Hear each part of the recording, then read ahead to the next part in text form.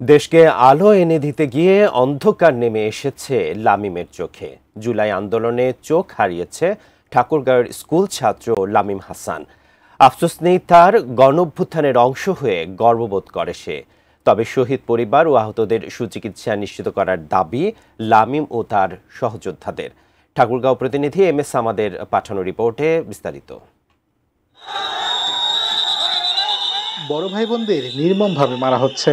টেলিভিশনে সেই দৃশ্য দেখে আর ঘরে বসে থাকতে পারেনি ষষ্ঠ শ্রেণীর ছাত্র লামিম। বয়স মাত্র 15।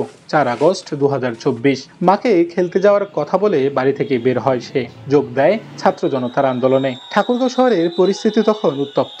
আন্দোলনকারীদের উপর পুলিশ ছাত্রলীগের হামলা। চৌরাস্তায় গুলিতে আহত এক সহযোদ্ধাকে সাহায্য করতে গিয়ে পুলিশের গুলিতে নিজে আহত হয় লামিম। তার বাম চোখে লাগে গুলি।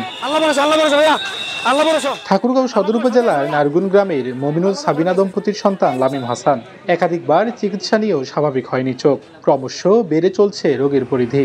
তবে আফসোস করে না ছোট্ট লামিম। চোখে তার নতুন বাংলাদেশের স্বপ্ন।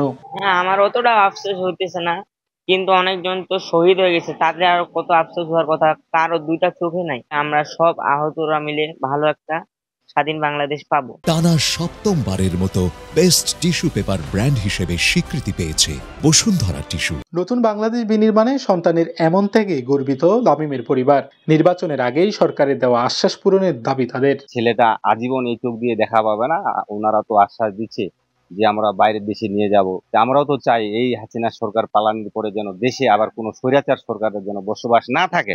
ঠাকুরগাঁয়ে পদযাত্রার সময় লামিমের সাথে দেখা করেন এনসিপির সিনিয়র যুগ্ম সদস্য সচিব ডাক্তার তাসনিম জারা। নিজের ভেরিফাইড ফেসবুক অ্যাকাউন্টে লামিমকে নিয়ে একটি আবেগঘন পোস্ট করেন তিনি।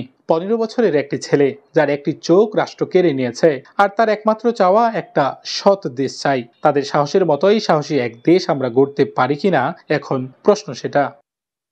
ঠাকুরগাঁও জেলায় 3 শতাধিক আহত জুলাই যোদ্ধা। তাদের অনেকেই এখনো সঠিক চিকিৎসার অভাবে ভুগছেন। অনেকেই শরীরে বয়ে বেড়াচ্ছে বুলেট। তাদের সুচিকিৎসা নিশ্চিত করার জোর দাবি জুলাই যোদ্ধাদের। পাশে থাকার আশ্বাস প্রশাসনের। প্রকৃত অর্থে যারা আহত তাদেরকে ঠিকমতো চিকিৎসার খরচ, ঠিকমতো খোঁজ খবর, এই দায়িত্বটুকু যেন পালন করে। এই গণঅভ্যুত্থানের আন্দোলনের প্রায় 1 বছর হয়ে গেল, এখন পর্যন্ত ওরকম আমি সেবা পাইনি। আমরা তাদেরকে এখন একটা শর্ট লিস্ট করে জেলা প্রশাসনের পক্ষ থেকে যতটুকু করা সম্ভব তাদের চিকিৎসার জন্য ইমিডিয়েট তাদের দেশে সহযোগিতা প্রদান করব। MS আমাদ, ATN news, Thakurgaon.